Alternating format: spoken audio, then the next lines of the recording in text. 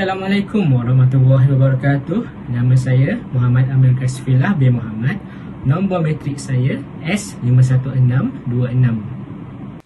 Hai, saya Anisha Azwani binti Zulkifli, S51955. Assalamualaikum, nama saya Nur Azli binti Azman. Nombor matrik saya adalah S51674. Hai dan Assalamualaikum. Nama saya Nurul Nadia binti Mispan dan nombor matrik saya adalah S51959. Hai, nama saya Nur Syahibah binti Ismail dan nombor matrik S52031.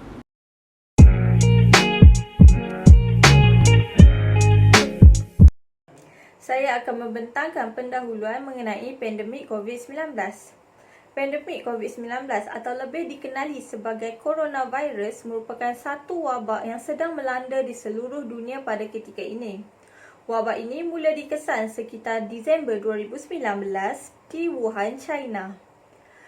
Virus ini sangat mudah berjangkit melalui titisan pernafasan, batuk dan juga bersin. Bagi pesakit COVID-19 ini, mereka akan mengalami beberapa simptom seperti sakit tekak, demam, kesukaran bernafas, hilang dera rasa dan dera bau dan sebagainya. Statistik menunjukkan Malaysia telah mencatat sebanyak 622,086 kes sejak awal pandemik ini berlaku sehinggalah pada 7 Jun 2021. Jumlah bagi kes sembuh pula adalah sebanyak 534,357 kes. Pihak kerajaan sangat memandang serius bagi kes ini. Pelbagai inisiatif telah dilaksanakan oleh pihak kerajaan, antaranya ialah Perintah Kawalan Pergerakan iaitu PKP. Perintah Kawalan Pergerakan ini dilakukan bagi tujuan untuk membantras atau memutuskan rantaian COVID-19 ini daripada terus menular. Pandemik COVID-19 ini telah mendatangkan pelbagai impak dari segi ekonomi, kesihatan, psikologi dan sebagainya. Ramai masyarakat di Malaysia telah kehilangan sumber pendapatan mereka. Selain itu, kebanyakan golongan pelajar mengalami gangguan emosi. Hal ini dikatakan demikian kerana para pelajar terpaksa belajar menerusi dalam talian. Perkara ini sedikit sebanyak telah membebankan mereka dan juga pihak keluarga. COVID-19 ini sangat membimbangkan. Namun begitu, rakyat Malaysia sudah mula bangkit dan bekerjasama bagi memutuskan rantaian COVID-19 ini. Program vaksinisasi juga giat dijalankan di seluruh negara bagi meningkatkan kadar imuniti berkelompok di negara ini. Malaysia sangat berharap bahawa COVID-19 ini akan segera berakhir dan seluruh dunia dapat hidup secara normal seperti biasa.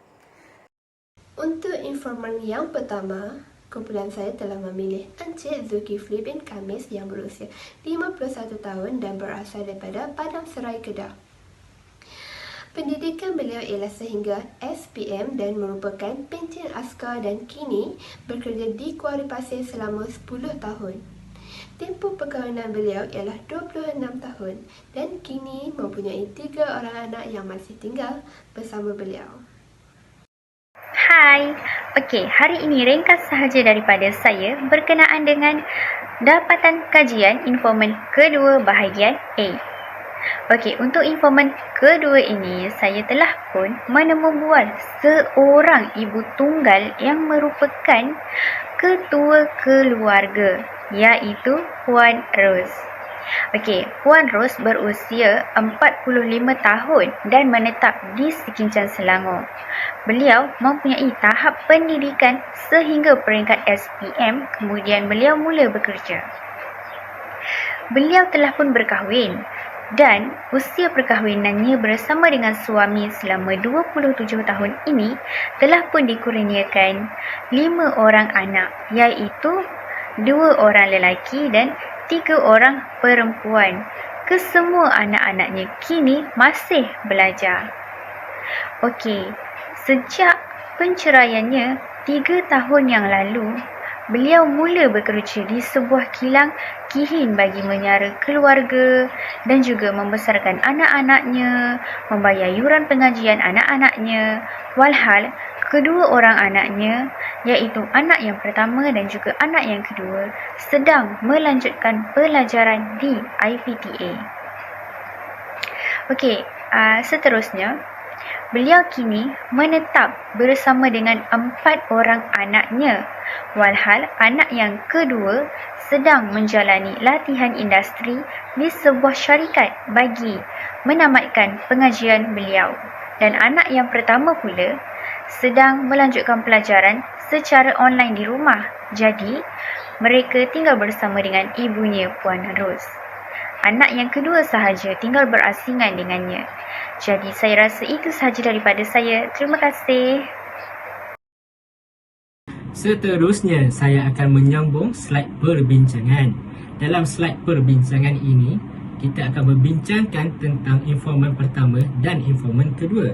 Untuk informan pertama, kesan pandemik 19 kepada beliau ialah beliau terpaksa bergantung 100% kepada duit pencen beliau kerana beliau tidak dapat melakukan kerja sambilan disebabkan SOP yang dikeluarkan oleh kerajaan dan tempat kerja beliau tidak dapat beroperasi seperti biasa. Seterusnya, beliau juga mengalami sedikit tekanan perasaan ataupun emosi kerana beliau tidak dapat bertemu dengan keluarga terdekat kerana terpaksa menjaga SOP yang dikeluarkan oleh kerajaan.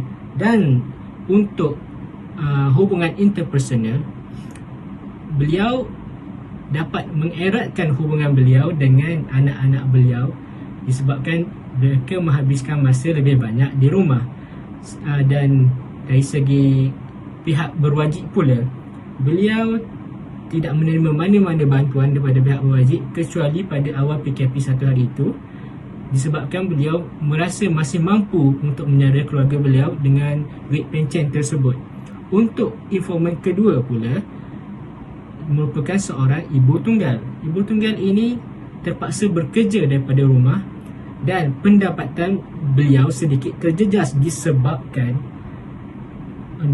bekerja dari rumah menyebabkan syarikat memotong sedikit pendapatan beliau. Jadi beliau juga mengalami sedikit tekanan emosi kerana dalam masa yang sama bekerja dan juga menjaga anak beliau seperti memasak, dalam masa yang sama harus juga bekerja. Jadi emosi beliau sedikit terganggu. Tetapi hubungan interpersonal antara beliau dengan anak-anak beliau bertambah semakin erat. Untuk pihak berwajib pula, beliau mendapat bantuan sebanyak RM300 satu bulan daripada pihak berwajib, di mana beliau merasakan sedikit sebanyak dapat membantu beliau membeli barang-barangan keperluan harian beliau. Sekian, terima kasih. Secara kesimpulannya, penyebaran wabak COVID-19 ini telah mengubah corak kehidupan manusia serta pertumbuhan ekonomi terbantu dengan drastik. Pandemik COVID-19 ini juga telah memberi kesan yang sangat besar kepada sistem ekonomi, sistem sosial, sistem politik, kesihatan fizikal dan mental serta sistem pendidikan negara juga terjejas.